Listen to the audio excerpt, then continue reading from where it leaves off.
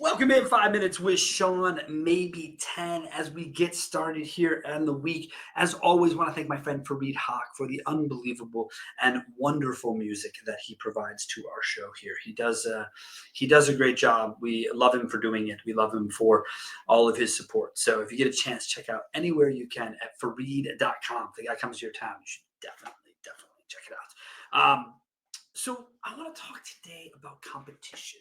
It's something I hear a lot about in different ways. I'm a competitive person by nature. I look for it anywhere I can find it. However, I will tell you that there is also an unhealthy level of competition, or an unhealthy level of taking competition seriously. So, like, if you get paid to be competitive, that's like, I get that. You know what I mean? Like, you're an athlete or whatever, like, I get that. But for those of us maybe doing it intramurally, or in my case, sort of, bowling leagues that are not, we're sanctioned by the PBA, but we're not part of the PBA, if that makes any sense. And so yeah, there's a whole thing that, like, you got to be careful in yourself how hard you push yourself in competition. But remember this, there's always going to be, in business competition, especially in automotive, there's enough businesses and enough vendors for everyone to find a niche, find a few 50, 60, 70, 80, 100 people that want to work with them, and make a living and career out of it. So let's not ever forget that as we look around at each other and maybe we talk about what one guy does versus another. And I'm guilty of it. Because again, I've said this for a long time. I try to be as non-biased as possible, but having done this as long as I've done it, bias is just part of what makes it easier to work with me versus other people, because I navigate through the bullshit easier, right? It's not always fun. People don't always like being told it, but and maybe it's because of competition. And again, is ego part of competition? Yeah, probably. And that's definitely what I think feeds the unhealthy version of it. For me, that recently came up in my aforementioned bowling. I'm in a bowling league. I have been since I was, 12 years old. And I've always been competitive. I always want to win. I don't really give a shit if it's just, a small league on Wednesday nights that I've been bowling with for a decade and all we do is have fun. That's not what it's about. Point of the matter is, it came down to one shot, one game, one whatever, and I personally fucking blew it. I blew it. Right? Everything's in my hands. Game's in my hands. We get a humongous comeback, and I fucking blew it. And I came off the rails a little bit.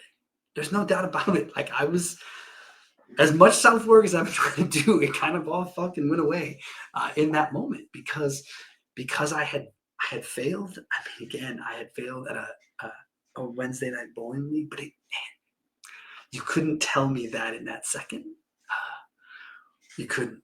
It was unbelievable. It was a whole, and I'm not going to bore everyone with the details of it all, but the point is, I threw a great shot. I let the pocket split. I couldn't have been more mad. Had I done my job? Yeah, but I hadn't. Right? I had done my job. I threw a good ball. So the end results weren't good. So my point, the bigger point that I have, is that I realized in myself when that evening was over and I had my 35-minute drive home to cool off, that I love competition, but I hate competition in myself. And it goes back to last week's show, end of the month. End of the month can be about competition. You can want to beat the other story, you want to beat the other this, you want to beat a record. Like, I get it. But the highs and lows that come with being ultra competitive are something that need to be managed correctly. That's just not easy.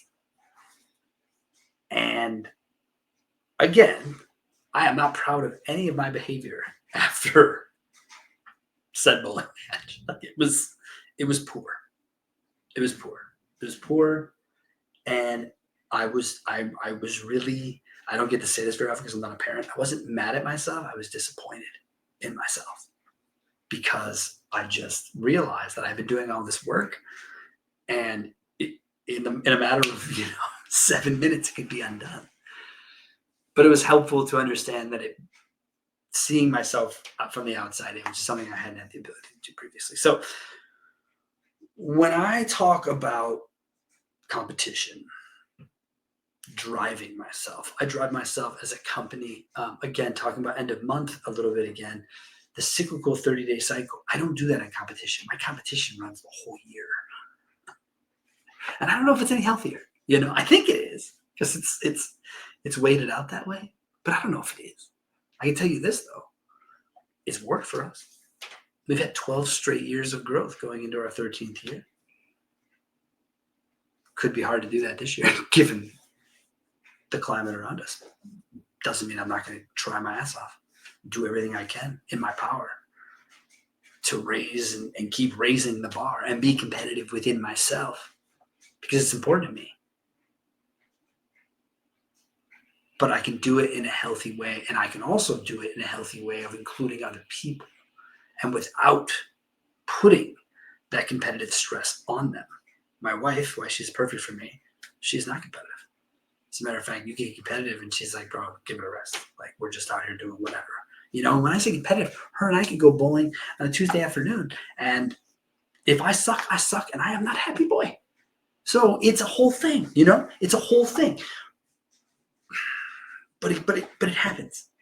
It happens. And as long as you can realize where you start to kind of cross over from healthy competition to unhealthy, and that can happen in our showrooms.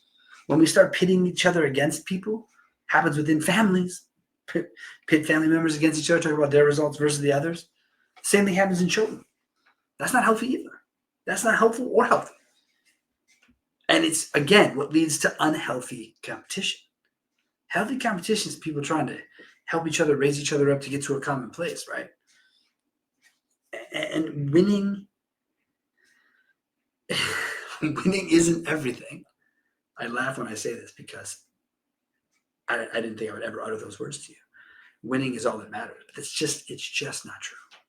It's just not true. Again, unless you're doing it for a fucking living, it's just not true.